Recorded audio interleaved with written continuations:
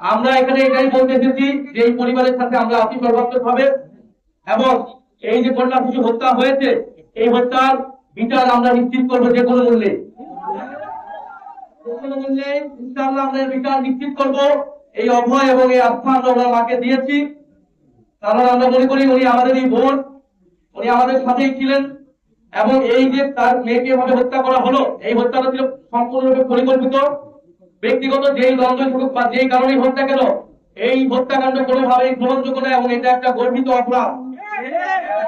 যারা এটার সাথে জড়িত ছিল প্রত্যক্ষ এবং পরোক্ষভাবে তাদের কঠোর থেকে কঠোর শাস্তির আওতায় আনা হবে। কত বড় প্রভাবশালী হোক না কেন, বাড়িওয়ালা হোক না কি হোক, সেইটা কোনো বিবেচনা নেওয়া হবে না। পুলিশ প্রশাসন নিরপেক্ষভাবে কাজ করবে এবং এই হত্যাকাণ্ডের বিচার আমরা দ্রুত সময়ের মধ্যে নিশ্চিত করব।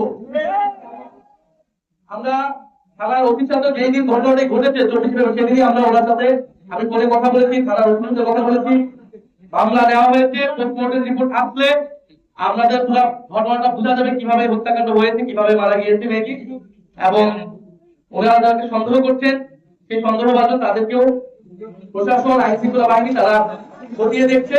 আমরা আশা করি দ্রুত সময়ে অলরেডি একজন আসামি গ্রেফতার হয়েছে, সন্দেহভাজন একজন। আমরা আশা করবো দ্রুত সময়ের মধ্যেই গ্রেফতার হবে এবং এটা ন্যায় বিচার আমরা এই বোর্ডকে সবাই মিলে নিশ্চিত করবো। এটা আমাদের ওয়াদা আজকে ওনার কাছে এবং এলাকাবাসীর কাছে।